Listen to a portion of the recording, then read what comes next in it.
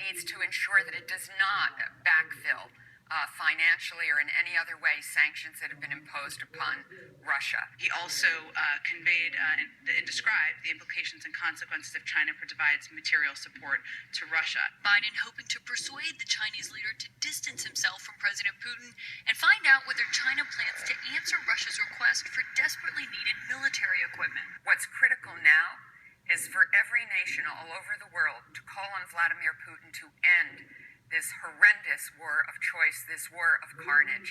That's where we are. China has refused to call the invasion an invasion or condemn Putin for brutalizing a sovereign country. Today, Biden warned Xi of the implications and consequences if China provides material support to Russia as it conducts brutal attacks against Ukrainian cities and civilians.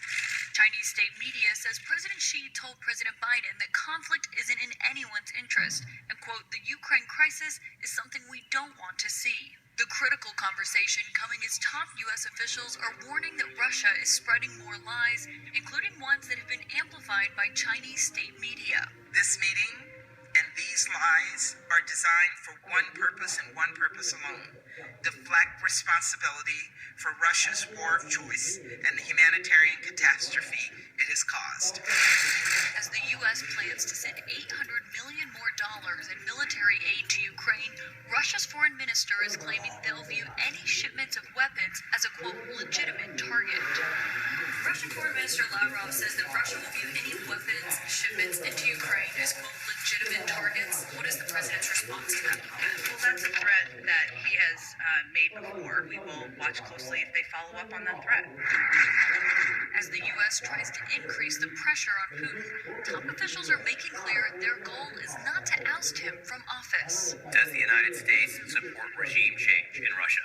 That is not what we are about. We are not. This is a decision for the people of Russia. Now, Jake, despite the fact that President Biden spoke to President Xi for nearly 2 hours this morning, the White House says they are still concerned that China might answer that request from Russia for more military equipment and say they'll be watching closely to see what China does going forward.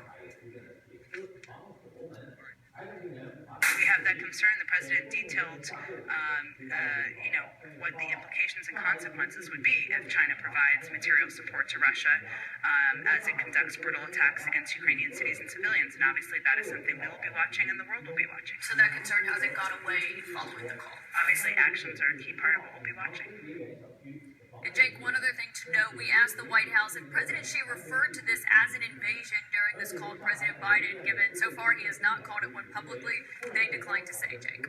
All right, Caitlin Collins at the White House, thank you so much. Joining us now to discuss Senator Ben Cardin of Maryland. He's on the Senate Foreign Relations Committee. Senator, thanks so much for joining us. You just heard Press Secretary Jen Psaki say, even after that nearly 2-hour call between President Biden and Chinese President Xi Jinping, that the White House remains concerned that China is going to help Russia in its war on Ukraine, either economically or militarily. Do you think China is going to actually do that?